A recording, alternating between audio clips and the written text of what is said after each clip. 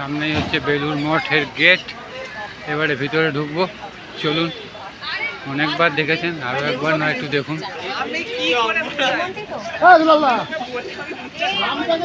ঠাকুর মা স্বামীজিকে যতবার দেখবেন ততবারই ভালো লাগবে, আর তাদের নাম যতবার করবেন ততবারই উদ্ধার হবেন।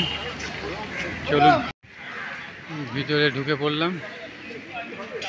ভিতরে ঢুকেই প্রথমে যেটা দেখতে পাবেন, বাঁ দিকে অভেদানন্দ কনভেনশন হল, যেখানে একটা প্রোগ্রাম হয়েছিল আপনাকে দেখিয়েছিলাম।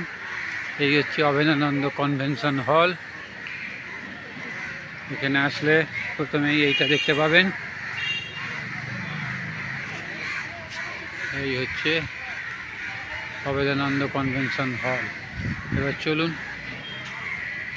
দেখলে দেখতে পাবেন যোগানন্দ রিসেপশন হল। দেখতে পাচ্ছেন বাঁ দিক আর ডান দিক ঢুকেই। যখনই আসবেন ফাঁকা নেই, কারণ ঠাকুরমা স্বামীজির কাছে সবসময় মানুষ চলে আসছে। আর বেলুড় মঠটা একটা এমন জায়গা যেখানে আসতে সবার ভালো লাগে। প্রচুর মানুষ এখানে আসেন, সকাল সন্ধে বিকেল রাত সবসময় কোনো না কোনো প্রোগ্রাম হয়ে যাচ্ছে। আর সবসময় এনারা সারা জীবন ধরে সবার সেবা করে যাচ্ছেন। সে খরা হোক, ফ্ল্যাড হোক, করোনা হোক, বন্যা হোক, অ্যাক্সিডেন্ট হোক, সব জায়গাতে দেখবেন রামকৃষ্ণ মিশন মঠের সাধুরা সবার আগে সবার প্রথমে পৌঁছে যাচ্ছে। সেই জন্য বেলুড় মঠের একটা আলাদা মাহাত্ম্য আছে। ঠাকুর রামকৃষ্ণ মা, সারদা মা, স্বামীর ভাবাদর্শে যারা বিশ্বাসী, তারা প্রত্যেক দিন যে কোনো জায়গায়, মন্দির হোক, প্রাইভেটে হোক, বেলুড় মঠের সংস্থা হোক, ছুটে যায়। কারণ তারা জানে সবসময় বিপদে আপদে আমাদের পাশে বেলুড় মঠ অর্থাৎ রামকৃষ্ণ মিশন ও মঠ আছে। আর মেন গেটে ঢোকার আগেই বাঁ দিকে রামকৃষ্ণ সংগ্রহ মন্দির, সকাল 8টা থেকে 11টা, আর বিকেল 3টে 30 থেকে 5টা। এটা হচ্ছে সংগ্রহ মন্দির। রামকৃষ্ণ মিশনের ফটো তোলা বারণ, তা সত্ত্বেও ফটো তুলতে হয় আপনাদেরকে দেখাবার জন্য। এই হচ্ছে রামকৃষ্ণ সংঘ মন্দির, দেখতে পাচ্ছেন। এটা মেন গেট দিয়ে বাঁ দিকে, মেন গেটে ঢোকার আগেই বাঁ দিকে। আর মেন গেটে ঢোকার আগে দেখতে পাচ্ছেন এর ডান দিকে হচ্ছে টয়লেট। এটা হচ্ছে মহিলা, আর তার পাশে হচ্ছে পুরুষ টয়লেট। এই হচ্ছে মেন গেট।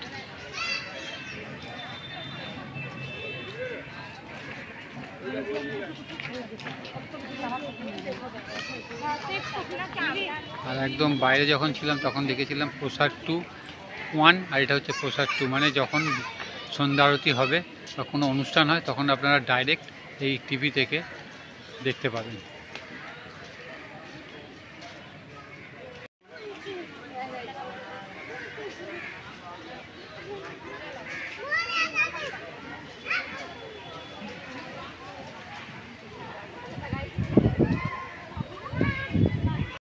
এদিকটা হচ্ছে পানীয় জলের ব্যবস্থা, আর ঢুকেও ডান দিকে পানীয় জলের ব্যবস্থা আছে। জুতো রাখার জায়গা হচ্ছে এটা, নিঃশুল্ক জুতাঘর, মানে জুতো রাখার জন্য কোনো পয়সা লাগবে না। এই হচ্ছে জুতাঘর, এখানে জুতো রেখে ভিতরে যাবেন। আর সামনেটা হচ্ছে এইরকম, প্রথমেই লেখা আছে ফটো তোলা সর্বদা নিষিদ্ধ। যাই হোক, আপনাদের দেখার জন্য অনেক কিছু শুনতে হয়, কটু কথা লোকের মহারাজদের কাছে, কিন্তু আপনাদের সামনে তুলে ধরাও আমাদের একটা কাজ, তাই তুলে ধরার জন্য একটু কষ্ট সহ্য করতেই হয় আমাদের। চলুন এবার ভিতরে যাই। আর মেন গেট দিয়ে ঢুকেই চারিদিকে বাগান তো করাই আছে, আপনারা জানেন, অনেকবার এসছেন। আর এই হচ্ছে মন্দির, এই হচ্ছে মন্দির। সন্ধ্যে 6টা থেকে সন্ধ্যা আরতি হবে, তখন সবাই ভিতরে যাকে। এখন এমনি জুতো খুলে সবাই ভিতরে গিয়ে ঠাকুরের দর্শন করতে পারে।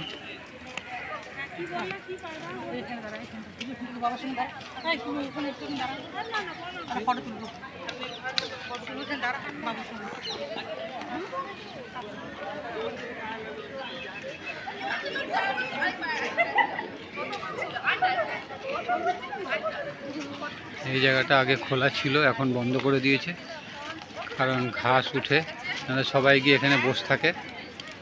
কিন্তু মেলার সময় পুরো খুলে দেওয়া হয়। আর এখন এটা ভালো করে তৈরি করার জন্য, কারণ বৃষ্টি হয়েছে, আস্তে আস্তে এখানে নামলে নষ্ট হয়ে যাবে জায়গাটা।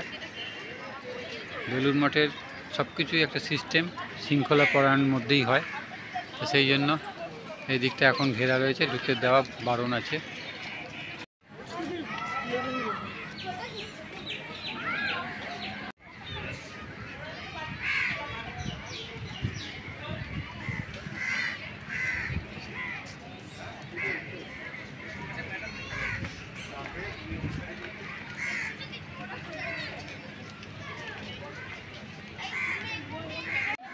এদিকটা মাদার হাউস অ্যারো করা আছে, দেখতে পাচ্ছেন।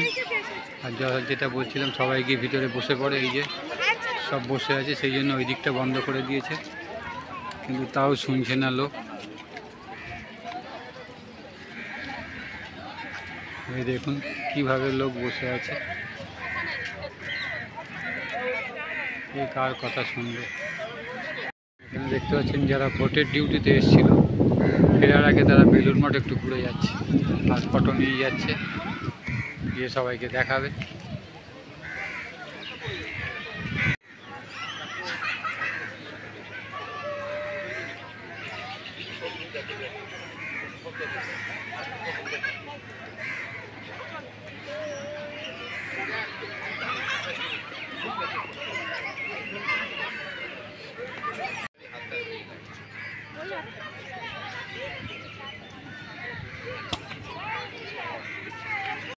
সামনে যে মন্দিরটা দেখতে পাচ্ছেন, এটা হচ্ছে স্বামী ব্রহ্মানন্দ মন্দির।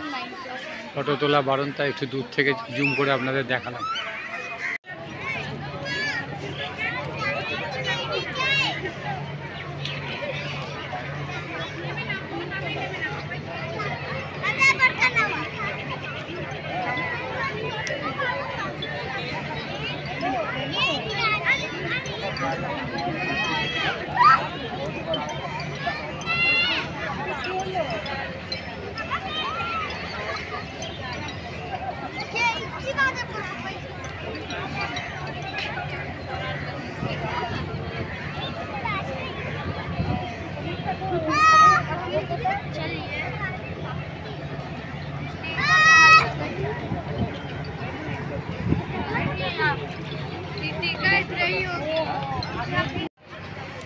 সামনে দেখতে পাচ্ছেন হচ্ছে মায়ের মন্দির।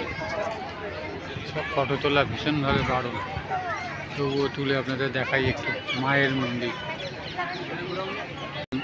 পুতর দেহ অগ্নিতে সমর্পণ করা হয়, সেই পুণ্যস্থানটির উপর এই মন্দিরটি প্রতিষ্ঠিত।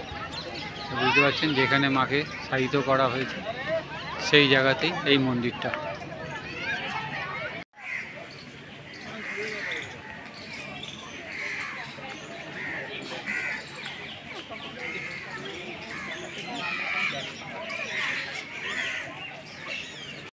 সাতজন সন্ন্যাসীকে এখানে তাদের দেহ রাখা হয়েছে।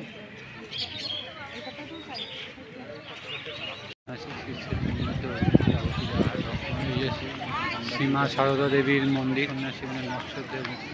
শ্রীরামকৃষ্ণ 1836, 1886 লীলা সঙ্গিনী। শ্রীমা সারদা দেবী 1853, 1920 এই মন্দিরটি 1921 খ্রিস্টাব্দের 21শে ডিসেম্বর উৎসর্গকৃত হয়।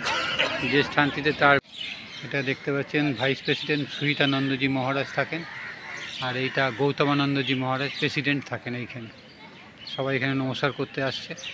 এই হচ্ছে দুটো জায়গা, এখানে রেস্ট্রিক্টেড ভীষণ রকমের।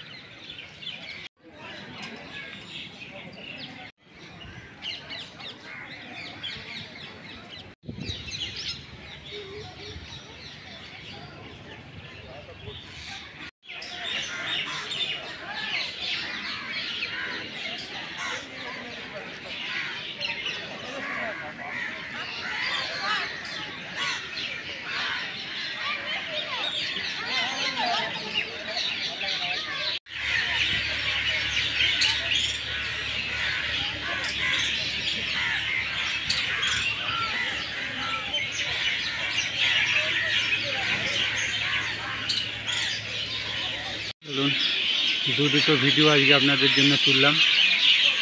একটা হচ্ছে জিউয়ের মন্দির, বেলুর মঠের একটু আগেই, লাল বাবা কলেজের পাশেই। আর একটা হচ্ছে বেলুর মঠ। আসলে অবশ্যই লাল বাবা কলেজের পাশ দিয়ে ঢোকার রাস্তা, সোজা গেলেই জিউয়ের মন্দির দেখতে পাবেন। আর তার সম্বন্ধে আর ডিটেলস দিয়ে দেবো।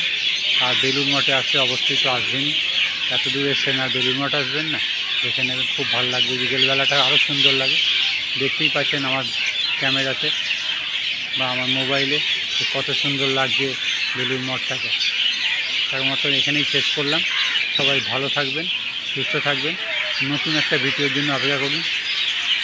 নতুন রামকৃষ্ণ মঠ মিশন আপনাদের সামনে তুলে ধরছি। আবার একটা নতুন জায়গা তুলে ধরবো। শুভরাত্রি।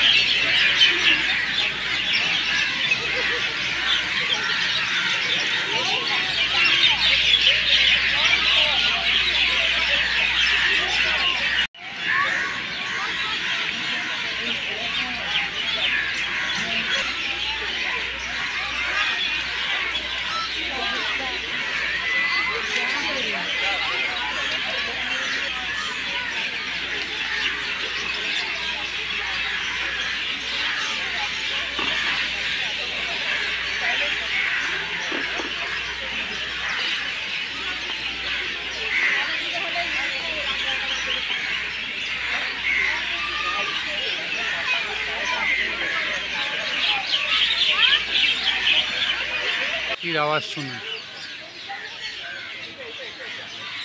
যেটা আমরা একদমই শুনতে পাই না।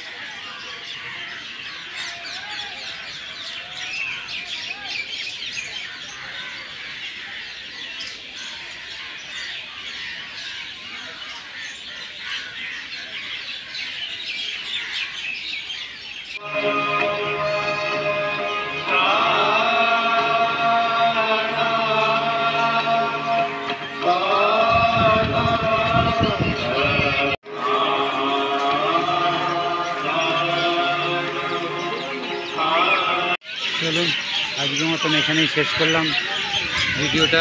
যদি কিছু ভালো লাগে অবশ্যই লাইক, শেয়ার, সাবস্ক্রাইব করবেন আর অন্যকে দেখার সুযোগ করে দেবেন।